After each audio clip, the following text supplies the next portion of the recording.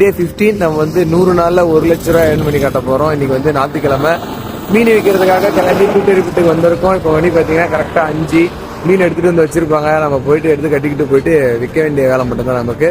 இன்னைக்கு வித்துட்டு எவ்வளவு வருதுன்றத சொல்லிடுவோம். இன்னைக்கு நமக்கு பர்த்டே. என்னோட எல்லா பர்த்டேக்குமே வந்து என்னோட ஃப்ரெண்டு வேலு, அவன் வந்து அவனோட பர்த்டே டேட்லாம் எனக்கு என்னன்னே தெரியாது.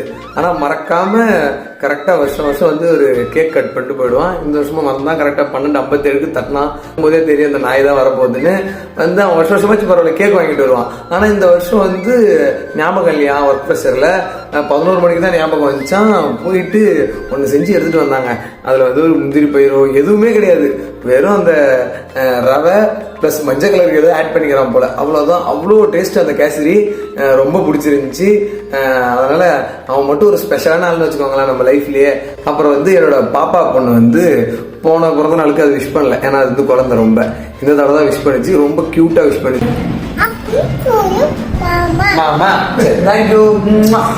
15ல நமக்கு ₹1 கூட ப்ராஃபிட் கிடையாது. ஏன்னா நம்ம வந்து மொத்தமாக 1200 எர்ன் பண்ணோம். அதில் ₹100 வந்து பெட்ரோலுக்கு, மீதி ₹100 வந்து தங்கமயில் டிஜிகோல்ட் ஆப்பில் போட்டாச்சு. மீதி இருக்கிற 1000 வந்து பர்த்டேவும், அதனால ஏரியா பசங்க பிரியாணி செய்யறதுக்காக பிடிக்கிட்டு போயிட்டாங்க. அதனால இன்னைக்கான ப்ராஃபிட் நமக்கு 0. அப்புறம் வந்து எனக்கு பர்த்டே விஷ் பண்ண எல்லாருக்கும், இதுக்கப்புறம் விஷ் பண்ண போற எல்லாருக்கும் ரொம்ப நன்றி. மறக்காம நம்ம வீடியோ ஃபாலோ பண்ணி சப்போர்ட் பண்ணுங்க.